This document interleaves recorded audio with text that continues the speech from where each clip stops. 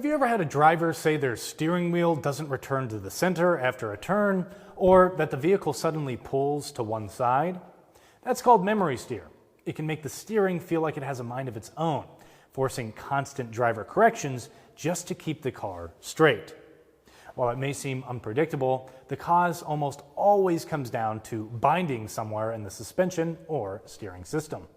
In this video, we dive into what causes memory steer.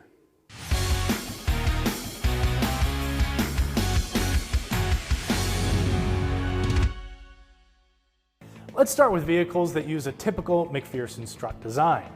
That setup combines the strut, coil spring, bearing, and upper mount into one assembly.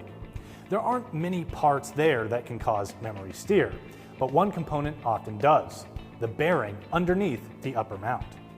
As the vehicle ages, that bearing is exposed to moisture, salt, and road debris. Over time, the grease gets displaced, the bearing wears, and it can start to lock up.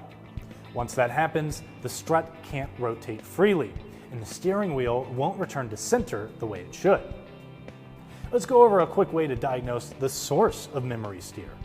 For a solid front axle, lift the vehicle and remove the front wheels. Disconnect the steering linkage and sway bar, then pivot the knuckle by hand. Rotate the brake rotor 90 degrees and pivot again. If it binds, the outer axle shaft U-joint is most likely your culprit. For vehicles with McPherson struts, lift the car, remove the front wheels, disconnect the tie rod end and sway bar, then rotate the strut assembly by hand. If you feel grinding or hear a growling sound through the strut, the bearing is likely to blame. Memory steer is all about binding, and pinpointing the cause takes patience and attention to detail. Whether it's a worn bearing, a tight U-joint, or an installation mistake, identifying it early helps restore proper steering feel. For more tire and service videos, don't forget to follow us on Instagram, Facebook, and YouTube. I'm Christian Hinton, coming to you from the Tire Review Continental Tire Garage Studio at Babcox Media. Thanks for watching.